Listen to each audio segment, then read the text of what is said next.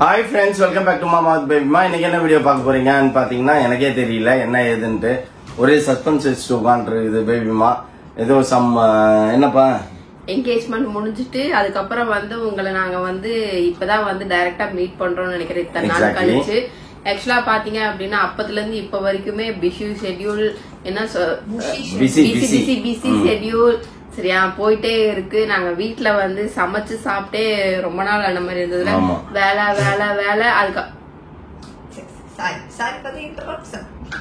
இந்த பொண்ணு உட்கார வச்சு வேலை வாங்கினா சரியா போயிடும்னு நினைக்கிறேன். அதனால அவங்களுக்கு அது கிண்டலா தான் தெரியும் ஃப்ரெண்ட்ஸ். அதனால நம்ம வேலை அப்புறம் பாத்தீங்க அப்படின்னா கெஸ்ட் வந்திருந்தாங்க. திருப்பி மாப்பிள்ளை வீட்டுல போனவங்க திருப்பியுமே இந்த வீக்ல வர வேண்டியதா போயிடுச்சு. அப்படியே நம்ம ரெஸ்ட் எடுக்கலாம்னு பார்த்தா சுத்தமா முடியல. இன்னும் வரைக்குமே என்னோட பிஸி முடியவே இல்லை, ஒர்க் இருந்துகிட்டே இருக்கு. இருந்தாலும் இன்னைக்கு உங்களை மீட் பண்ணி பேசியே ஆகணும் அப்படிங்கறதுல வந்து நீங்க ஒரு சில பல கொஸ்டின்ஸ்க்கெல்லாம் வந்து என்கேஜ்மெண்ட்ல இருந்து இப்ப வரைக்கும் கேட்டிருக்கீங்க. அந்த கொஸ்டின்ஸ்க்கெல்லாம் ஆன்சர் பண்ணிட்டு ஒரு முக்கியமான விஷயத்த பத்தி நாங்க வந்து சொல்லணும் அப்படிங்கறத வந்து நான் தெரிஞ்சேன். எல்லா சேனலுக்கும் இந்த அப்பாவை பொண்ணு இன்டர்வியூ கொடுத்தாங்க. ஏன் சேனலுக்கு இந்த அப்பாவை பொண்ணு இன்டர்வியூ கொடுக்க மாட்டேன்றாங்க. அதனால இன்னைக்கு உங்களை நம்ம இன்டர்வியூ எடுக்கிறோம் ஃப்ரெண்ட்ஸ். அதே வீடியோக்குள்ள பாப்பீங்க. வாங்க வீடியோக்குள்ள போலாம். ஃபர்ஸ்ட் கொஸ்டின் வருவேன் நீங்க வருவேன் சரியா. ஃபர்ஸ்ட் கொஸ்டின் என்ன அப்படின்னு பாத்தீங்கன்னா, இவங்கெல்லாம் லவ் பண்ணலாம் ஆனா பொண்ணு லவ் பண்ண கூடாதா அப்படின்னு நீங்க வந்து நிறைய பேர் நிறைய இடத்துல கேட்டிருக்கீங்க. இது நிறைய இன்டர்வியூஸ்ல நம்ம சொல்லியிருக்கோம். அதனோட எக்ஸ்பிளனேஷன் அவங்க போட மாட்டாங்க. ஏன்னா அவங்க சேனலுக்கு என்ன டிஆர்பியோ அதை மட்டும் தான் போடுவாங்க. கரெக்டா? ஆனா சேனல்ஸ் அப்படிதான் பண்ணுவாங்க. நம்ம சேனல்ல அது எதுக்காக அப்படின்னு எக்ஸ்பிளைன் பண்ணா மட்டும்தான் உங்களுக்கு அது தெரியும். நிறைய பேர் வந்து எங்க மேல கோவமா இருக்கீங்க. ஏன் அப்படிங்கறதுக்கு நிறைய மெசேஜஸ் வந்து பாத்தீங்கன்னா இது என்ன கதையா இருக்கேன், நீங்க லவ் மேரேஜ் உங்க பொண்ணு லவ் பண்ண கூடாது, பையன் லவ் பண்ணலாமா பையனும் லவ் பண்ணக்கூடாது அப்படின்றதெல்லாம் நாங்க சொல்லிருக்கோம். இல்ல ஒரு சில இதுல வந்து பாத்தீங்கன்னா பையன் லவ் பண்ணக்கூடாது. நம்ம செகண்ட் இன்டர்வியூல தான் சொன்னோம் அவனும் பண்ணக்கூடாது அப்படின்ட்டு. பையன் லவ் பண்ணலாமா இது என்ன கதையா இருக்குது அப்படின்லாம் கேட்டிருந்தீங்க. சோ அதுக்கு நான் அவங்க கிட்ட பேசும்போதே நான் எக்ஸ்பிளனேஷன் கொடுத்துட்டேன். ஆனா அதை கட் பண்ணிட்டாங்க. அதனால நீங்க தப்பா ப்ரொஜெக்ட் ஆயிடுச்சு உங்களுக்கு. நாங்க வந்து லவ் மேரேஜ் பண்ணிக்கிட்டோம் சரிங்களா. இப்ப வந்து நாங்க கேஸ்ட் விட்டு கேஸ்ட் லவ் பண்ணிருக்கோம். இது ஹிந்து கிறிஸ்டியனுக்குள்ள இது வந்திருக்கு. இது வந்து என்ன அப்படின்னா தலைவலியும் வயிற்று வலியும் அவங்கவுங்களுக்கு வந்தா மட்டும்தான் தெரியும். அடுத்தவங்களுக்கு வந்தா அது புரியவே புரியாது சரியா. லவ் மேரேஜ் பண்றதுனால என்னென்ன டிஸ்அட்வான்டேஜ் இருக்கு அட்வான்டேஜ் இருக்கு அப்படிங்கறது லவ் மேரேஜ் பண்ண அவங்கவுங்களுக்கு மட்டுமே தான் தெரியுமே தவிர இப்ப நீங்க ஒரே ஜாதியில லவ் பண்ணி கல்யாணம் பண்ணிக்கிட்டீங்கன்னா உங்களுக்கு அது தெரியாது. இன்னும் லவ் தானே அப்படிம்பீங்க. ஆனா அது என்ன சொல்றது கேஸ்ட்ங்கிறது ஒண்ணு இருக்கு. அதை மென்ஷன் பண்ணும்போது பாத்தீங்க அப்படின்னா நீங்க ஜாதி பத்தி பேசுங்க, நீங்க ஜாதி வெறியா இருப்பீங்க ரிலீஜியன். நீங்க வந்து இதுலயே கேட்டிருக்கீங்க நம்ம பொண்ணு லவ் பண்ணக்கூடாது அப்படின்னா உங்களுக்கு ஜாதி வெறி ஜாஸ்தியா இருக்கு, உடம்பு ஃபுல்லா ஏறி இருக்கு அப்படின்னு எல்லாம் கேக்குறீங்க. அப்படி எல்லாம் கிடையாது. ஏன்னா இப்ப பாத்தீங்க அப்படின்னா நிறைய வந்து போறது வர்றது ரிலேஷன்ஸ் அப்புறம் வந்துட்டு என்ன சொல்ற சாங்கியம் சம்பிரதாயம் அப்படின்னு நிறைய இருக்கும். அதெல்லாம் வந்து ஃபுல்ஃபில்லா கிடைக்க மாட்டேங்குது. புரியுதுங்களா நான் சொல்றது? அது வந்து அந்த மீனிங்ல நான் சொல்றேன். இது ஜாதி வெறி மத வெறி ரிலிஜன் வெறி அப்படிங்கறதெல்லாம் கிடையாது. எங்க பொண்ணுக்கு நாங்க வந்து அழகா எல்லாத்தையுமே ஒரு திருவிழா மாதிரி என்ன சொல்றது கல்யாணம் கோலாகலமா திருவிழா மாதிரி நடந்தது அப்படின்னு எல்லாம் சொல்லுவாங்க பாத்தீங்களா. அந்த மாதிரி நாங்க நடத்தணும் அப்படிங்கறதுனாலதான் நாங்க வந்து லவ் பண்ணாதீங்க வேணாம். எதுக்கு லவ் பண்ணணும் ஆக்சுவலா எதுக்கு லவ் பண்ணணும்னு நான் கேக்குறேன். ஆக்சுவலா பெத்தவங்க நாங்க பெத்தோம் வளர்த்தோம் படிக்க வச்சோம் கல்யாணம் பண்ணி கொடுக்க எங்களுக்கு தெரியாதா? அது ஒரு கொஸ்டின் இருக்குல்ல இருக்கு. அதுக்கு எதுக்கு லவ் பண்ணி அதுங்க அவங்க வாழ்க்கையில நல்லதாவே செலக்ட் பண்ணி எடுத்துன்னு வரட்டும்னு வைங்களேன் எங்க பிள்ளைங்க. பட் இருந்தாலுமே என்ன சொல்றது எங்களுக்கு வேணாம், நாங்க பட்ட கஷ்டம் எங்க பிள்ளைங்க படக்கூடாது அப்படிங்கிற ஒரு ரீசன்னால சரி வேணாம். பாப்பாக்கும் சரி தம்பிக்கும் சரி நம்ம என்ன சொன்னோம், வேணாம் லவ் பண்ணாதீங்க, ஒரு நல்ல குடும்பமா நம்ம நல்லா பார்த்து அரேஞ்ச். எங்களுக்கு தான் லவ் மேரேஜ்ங்கிறதுனா அவங்களுக்கு அரேஞ்ச் மேரேஜ். எனக்கு என்னெல்லாம் நான் பண்ணிக்கணும்னு ஆசைப்பட்டனோ எல்லாமே என் பொண்ணுக்கு நடக்கணும், பெருசா நடக்கணும் அப்படிங்கறது உனக்கு இருக்குல்ல அந்த ஆசை. கல்யாண போட்டோ கூட இல்ல. அந்த மாதிரி இருக்கும் போது என் பொண்ணுக்கு இப்ப வந்து என்கேஜ்மெண்டே வந்து வேர்ல்டு ஃபுல்லா பாத்திருக்கீங்க. அது எவ்வளவு பெருமையா இருக்கு தெரியுமா எங்களுக்கு. அதெல்லாம் வந்து இதெல்லாம் அனுபவிச்சவங்களுக்கு மட்டும் தான் ஃபீல் பண்ண முடியும். குறை சொல்லணும்னு நினைக்கிறவங்களுக்கு இது குறையாவே தான் தெரியும்.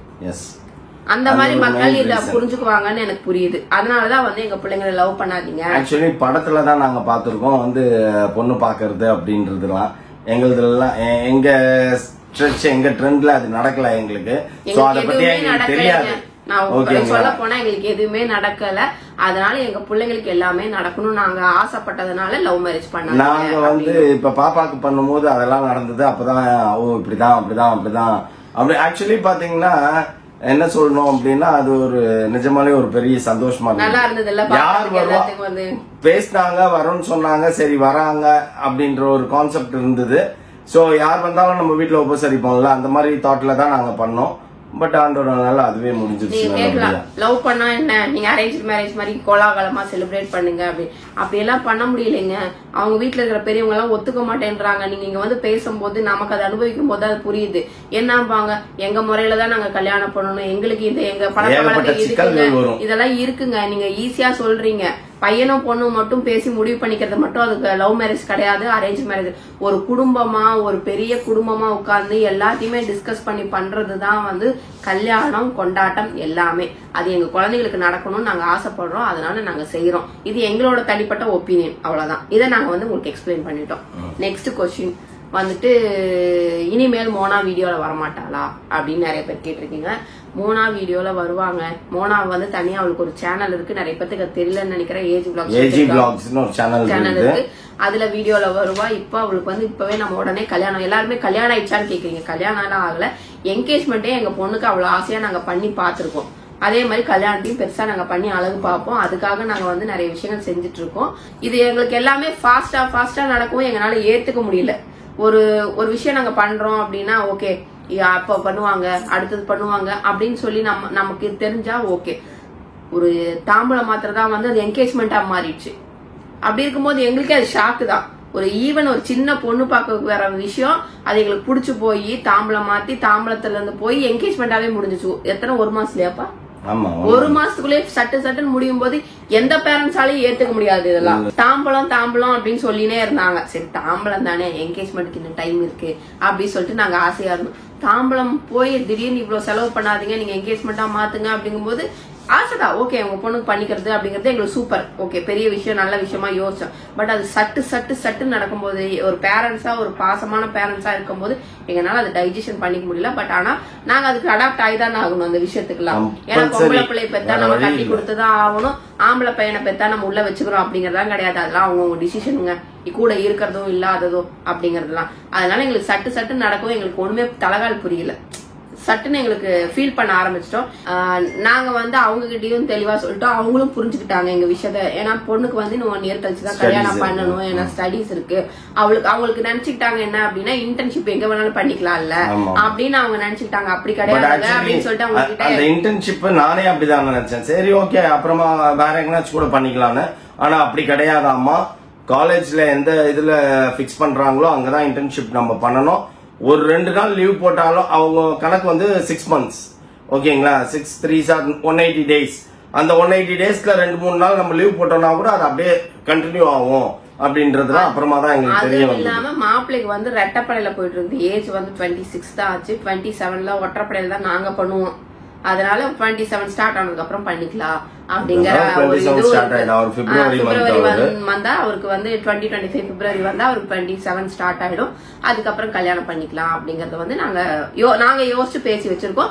மாப்பிள்ளை வீட்டுல இதை சொல்லல. பட் ஆனா ஸ்டடிஸ் முடிஞ்சாதான் கல்யாணம், இன்டர்ன்ஷிப் கோர்ஸ் எல்லாம் முடிக்கட்டும், அதுக்கப்புறம் நம்ம கல்யாணம் வச்சுக்கலாம் அப்படின்னா அவங்களும் ஓகே அப்படின்ட்டாங்க. இதுக்கப்புறம் தான் வந்து முக்கியமான விஷயம் நடக்க போகுது. என்ன அப்படின்னு பாத்தீங்கன்னா, அப்பாக்கும் பொண்ணுக்கும் இன்டர்வியூ வச்சிருக்கேன். மத்த சேனலுக்கு எல்லாம் இன்டர்வியூ கொடுத்து ஒப்பாரி வச்சாங்க. அதனால நான் இன்னைக்கு கேக்குற கேள்விக்கு அவங்க வேற மாதிரி கேட்பாங்க, நீ வேற மாதிரி கேக்குற. தேர்ட் பர்சன்ஸ் நான் கேட்பேன். நான் உங்களை அளவு வச்சே தீருவேன். இன்னைக்கு பாத்திரலாம். நீ ஃப்ரண்ட் கேமரா தான். Come on guys, come on. Okay guys, கேள்வி கேட்க ஆரம்பிக்கலாமா? நான் ஆரம்பிக்கலாம். மக்கள் கேட்ட கேள்வி நான் கேட்கிறேன். டாம் இங்க பாப்பா என்கேஜ்மெண்ட்டுக்கு முன்னாடி வந்து பிள்ளைக்கு வந்து கொஞ்சம் உடம்பு முடியாம போச்சு. உடம்பு முடியாமல் போவோம் சரின்ட்டு நம்ம ஹாஸ்பிட்டல் கூப்பிட்டு போனோம். பட் ஆனால் பாப்பா டாம் வந்து கொஞ்சம் அங்கே ஹாஸ்பிட்டல்லையே முடியாமல், அவனுக்கு ஏஜ் ஆகிடுச்சா, ஸோ அதனால வந்து அந்த மெடிசன்ஸ் ஏற்றுக்கல, அதனால இறந்துருச்சு.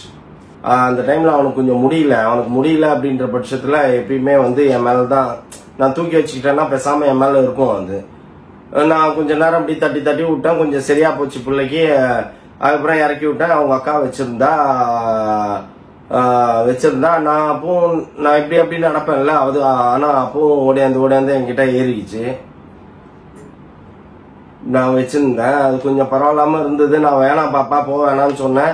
பட் ஆனா அவசரப்பட்டு போயிடுச்சு, ஹாஸ்பிட்டல் போகணும் நாங்க.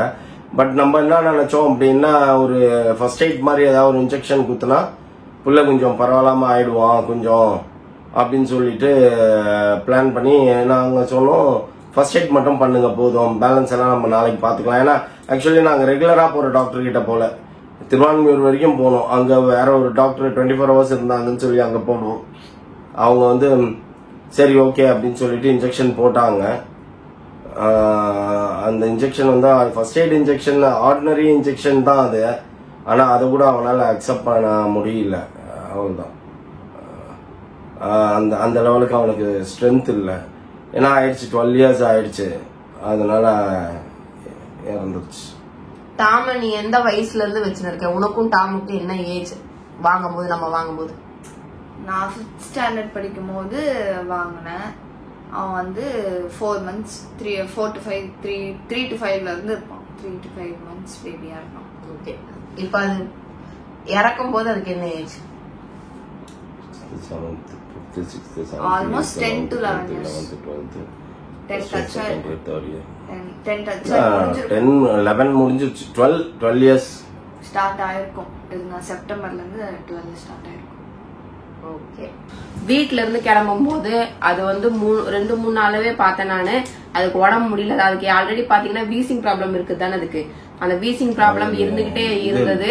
பட் ஏஜ் ஆக அதுக்கு வந்து அந்த வீசிங் ப்ராப்ளம் வந்து ஜாஸ்தி பிளஸ் வலிப்பு வரும், ஃபிட்ஸ் வரும். அதுக்கு உடம்பு சரியில்லைனால ஃபிட்ஸ் வந்துடும். பட் நாங்களும் அதே மாதிரி தான் நினைச்சோம். ஆனா அன்னைக்கு அது எனக்கு ஒரு சிம்டம்ஸ் காட்டும். நான் நிறைய தடவை சொல்லியிருக்கேன். எனக்கு யாராவது எங்க வீட்டுல ஏதாவது ஆனாலோ ஏதாவது பண்ணாலும் எனக்கு ஒரு சிம்டம்ஸ் காட்டும். எனக்கு அந்த தீட்டு வீட்டு சாப்பாடுங்கிற மாதிரி ஏதோ காட்டும். தேர்ஸ்டே மார்னிங் எனக்கு உடம்பு முடியல. காலையில ஏஞ்சுக்கார நான் எங்க போய் யார் வீட்டுல போய் இன்வைட் பண்ணி போயிட்டு இருந்தோம்ல, அப்ப வந்து யார் வீட்டுல போயிடா நம்ம ஏதோ சாப்பிட்டுட்டோம் அப்படின்னு சொல்லிட்டு எல்லாமே செக் பண்றேன். ஆனா நாங்க இந்த மாதிரி நடக்கும் நான் எதிர்பார்க்கவே இல்லை. எனக்கு ஃபுல்லா உடம்பு வலி. நான் போய் இன்ஜெக்ஷன் போட்டு வந்துட்டேன். அப்புறம் பாத்தீங்க அப்படின்னா வெள்ளிக்கிழமை நைட்டு இங்க தாம் காலை யாரோ மிதிச்சிட்டீங்க அப்படின்னு சொல்லிட்டு எங்க அம்மா இங்க படுத்திருந்தாங்க. யாரோ காலை மிதிச்சு உடச்சிட்டீங்க அப்படின்னு சொல்லிட்டு இவங்க 2 பேரும் இவர் கத்தினே கிடந்தாரு. இங்க வந்து பார்த்தா அது நிக்கவே இல்லை, டாம் நிக்கவே இல்லை, கீழே விழுந்துனே இருந்தது. அப்ப நான் சொன்னேன், யாருமே காலெல்லாம் மிதிக்கலப்பா, இவங்க கால் உடஞ்சு போச்சு அப்படின்னு நினைச்சிட்டு மேலே கீழே தூக்கிட்டு தெரிஞ்சாங்க. வந்தாங்க போனாங்க. அதுக்கப்புறம் வெளியில எடுத்துன்னு போனாங்க. அப்பவே எனக்கு மனசுக்கு வந்து கஷ்டமா இருந்தது ஒரு மாதிரி. ஃபங்க்ஷன் டைம்ல வீட்டுல இருந்து யாரையும் வெளியில போகாதீங்கன்னு சொல்றேன். இந்நேரத்துக்கு நடுராத்திரிங்க இவங்க வெளியில போகும்போது, வெள்ளிக்கிழமை நைட்டு வெளியில போகும்போது மிட் நைட் 1 மணி இங்க இருந்து வெளில கிளம்பும்போது டாம் எடுத்துன்னு. அப்ப நான் சொல்றேன் 24 hours ஹாஸ்பிட்டல் ஏதோ இருக்கு, அங்க எடுத்துன்னு போறோம், திருவான்மையூருக்கு எடுத்துன்னு போறோம் அப்படின்னாங்க. தயவு செய்து வேணாம், வெடிகிற வரைக்கும் இப்படியே வச்சு பாருங்க. வெடிஞ்சதுக்கு அப்புறம் நம்ம டாக்டர்கிட்டயே போன் பண்ணி ஒரு 8 மணிக்கு போன் பண்ணிட்டு நம்ம எடுத்துன்னு போயிடலாம் அப்படின்னோடனே 2மே கேட்கல. இவரும் அடங்கல, அவளும் அடங்கல. தூக்கிட்டு போறேன்ட்டு எங்கேயோ போயிட்டாங்க. எனக்கு வந்துட்டு எனக்கு அப்ப வீடியோ எடிட் பண்ற ஒர்க் இருந்தது. அப்புறம் பாத்தீங்க அப்படின்னா எனக்கு மனசே கேட்கல. 2 பேர் மட்டும் வெளில போகுது. சொல்ற பேச்சு எனக்கு கேட்காம இதுங்க 2ம் கார் எடுத்துன்னு வெளில போயிடுச்சுங்க. எனக்கு மனசா அடிச்சுக்குது. எனக்கு வீடியோவும் எடிட் பண்ண முடியல. சரின்ட்டு நான் கொஞ்ச நேரம் போய் படுக்கலாம் அப்படின்னு சொல்லிட்டு படுக்கிறேன். இவர் போன் பண்ணி இன்ஜெக்ஷன் போட்டாங்க, சரியா போச்சு, நாங்க வந்துருவோம் அப்படின்னாரு. திருப்பி ஒரு 10-15 நிமிஷம் கழிச்சு போன் பண்ணி ஒரே ஆள இந்த மாதிரி டாம் செத்து போச்சு அப்படின்னு சொல்லிட்டு சொல்லும் போது எனக்கு புரியவே இல்லை. நான் இங்க லபோ திபோ நீங்க கத்துறேன். ஆனா நான் யோசிச்சது வந்து கரெக்டா தான் எனக்கு ப்ரெடிக்ட் ஆச்சு. இந்நேரத்துக்கு வெளில போனா இந்த மாதிரி நடக்கும் அப்படின்னு எனக்கு அப்பவே தோணுச்சு. ஆனா சொன்னா கேட்காதுங்களே இதுங்கதான், வெளில எடுத்துன்னு போகாதீங்கன்னு சொன்னா என் பேச்ச நான் சொன்னா இந்நேரத்துக்கு நீங்க வெளில போறது அட்வைசபிள் கிடையாதுப்பான்னு நான் உட்காந்து நான் சொல்றேன். இவரு என்ன திட்டிட்டே போறாரு. பாப்பா எடுத்துன்னு போயிடுச்சு, சொன்னா கேட்காது, சரி நான் போறேன் எதுக்கும் அப்படின்னு சொல்லிட்டு. வாய் விட்டு அழுதுட்டா கூட தெரிஞ்சிருக்காது. ஆனா ஃபீலிங்ஸ் அடக்கணும் அப்படிங்கும் போது எனக்கு ரொம்ப அது கஷ்டமா இருந்தது. நிறைய பேர் கேட்டீங்க, எப்படி தெரிஞ்சுட்டு கேட்டீங்களா தெரியாம கேட்டீங்களான்னு தெரியல. டாம காட்ட மாட்டேன்றீங்கன்னு சொல்லிட்டு நிறைய பேர் மெசேஜ் பண்ணிருந்தீங்க. சரி, இதை வந்து நம்ம சொல்லக்கூடாதுன்னு நினைச்சோம். நம்ம பாப்பா வந்து சொல்லாமே விட்டுட்டா எல்லாம் கேட்க மாட்டீங்க அப்படின்னு நினைச்சேன். இது ஒரு வீடியோ போடக்கூடாதுன்னு நான் நினைச்சேன். பட் ஆனா கலாட்டா இன்டர்வியூல அது சொல்லிடுச்சு. அப்பதான் நான் சொன்னேன், இவ இங்க வந்து சொல்லிட்டாளே அப்படின்ற மாதிரி இருந்தது. அப்புறம் அங்க பாத்துட்டு இங்க வந்து இவங்க சொல்லல அப்படின்றது கூடாது அப்படின்றதுனால சரி ஓகே எக்ஸ்பிளைன் பண்ணலாம் அப்படின்னு சொல்லிட்டு டாம பத்தி எக்ஸ்பிளைன் பண்ணோம். எதுக்கு ஓவர் சீன் உங்களுக்கு? எல்லாரும் கல்யாணம் பண்ணலையா, எல்லாருமே என்கேஜ்மெண்ட் பண்ணலையா, யாரும் பொண்ணு பெக்கலையா, யாருக்கும் பொண்ணு இல்லையா அப்படின்ற மாதிரி நீங்க கேள்வி கேட்டிருந்தீங்க. அதுக்கு நிறைய விஷயங்கள் நிறைய இடத்துல நாங்க சொல்லிட்டே தான் இருக்கோம், ரிப்பீட் பண்ணிட்டேன். எங்களுக்கு நடக்காத ஒரு விஷயத்த எங்க பொண்ணுக்கு நாங்க செஞ்சு அழகு பாக்குறோம் அப்படிங்கறத வந்து நான் நிறைய இடத்துல இதை வந்து ரெஜிஸ்டர் பண்ணிட்டே இருக்கேன். எங்க பொண்ணுக்கு இப்படி எல்லாம் பண்ணணும். எதுக்கு சீனு அப்படின்னு சொல்லி சீன் கிடையாது, நாங்க செலிப்ரேஷன் பண்றோம். அத வந்து உங்களுக்கு சீனா தெரிஞ்சதுன்னா எப்படி சீன்? அதுக்கு சொல்றாங்களா இல்ல அழுகிறதுக்கு சொல்றாங்களா? அதுக்கும் சொல்றாங்க. என்கேஜ்மெண்ட்டுக்கே இவ்வளவு எதுக்கு உங்களுக்கு? இவங்க யார், என்ன இவங்க எல்லாம் ஒரு ஆளா, இவங்க எல்லாம் என்ன பண்ணிட்டாங்க, எதுக்காக வந்து இப்படி எல்லாமே வந்து சேனல்லாம் வந்து இன்டர்வியூ எடுக்கிறாங்க இவங்கள? அந்த மாதிரி ஓவர் சீன் போடுறீங்க. எங்களோட எல்லாம் பயங்கரமா சீன் போடுறவங்க நிறைய பேர் இருக்கிறாங்க. அவங்களெல்லாம் பார்த்து நீங்க அந்த கேள்வி கேட்கணும். எங்களை பார்த்து கேக்குறீங்க. எங்களோட சேனல் வந்து பாத்தீங்கன்னா எங்களோட ஹாப்பி மூமெண்ட்ஸை ஷேர் பண்றது, நாங்க ஜாலியா கூட நாங்க அழுது இது வரைக்கும் எங்க சேனல்ல நாங்க ஒரு வீடியோ கூட எங்களோட சப்ஸ்கிரைபர் எல்லாருக்குமே தெரியும். எங்களோட சப்ஸ்கிரைபர் எல்லாருக்குமே தெரியும். எங்களை ரொம்ப நாள் ஃபாலோ பண்ணிட்டு எல்லாருக்குமே தெரியும். யாரு இவங்க இப்படி சீன் போடுறாங்க அப்படின்னு சொல்றவங்க வந்து நம்ம வீடியோ பார்க்காதவங்களா இருப்பாங்க. நீங்க போய் பாருங்க, பாத்துட்டு அதுக்கப்புறமா இந்த பதில் கேட்க முடிஞ்சா கேளுங்க. அதுதான் சொல்ல முடியும். ஏன்னா நாங்க வந்து எங்களோட சேனல்ல எங்களோட ஹாப்பி மூமெண்ட்ஸ், நாங்க ஜாலியா ஷார்ட்ஸ் பண்றது, கண்டென்ட் எடுத்து ஷார்ட்ஸ் பண்றது, எங்க வீட்டுல நடக்கிற விஷயங்கள் அப்படிதான் நாங்க பண்ணிட்டு இருக்கோம். சோ அதனால வந்து இது வந்து என்னை பொறுத்த வரைக்கும், எங்களை பொறுத்த வரைக்கும் வந்து மிகப்பெரிய திருவிழா எங்க வீட்டுல. என் பொண்ணு என்கேஜ்மெண்ட், மேரேஜ், ஃபர்ஸ்ட் ஃபங்க்ஷன் இதுதான். ஓகேங்களா? சோ அதனால நாங்க எங்களால முடிஞ்ச லெவலுக்கு சந்தோஷமா பண்றோம் நாங்க. அவ்வளவுதான். நீங்க அநேகமா சேனல் பாக்காதவங்க ப்ளீஸ் பாக்குறவங்களே நிறைய பேர் கேட்டிருந்தாங்க, நாங்க உங்க சேனல் எனக்கு ரொம்ப பிடிக்கும், ஆனா போரிங்கா இப்ப பண்றீங்க அப்படின்னா.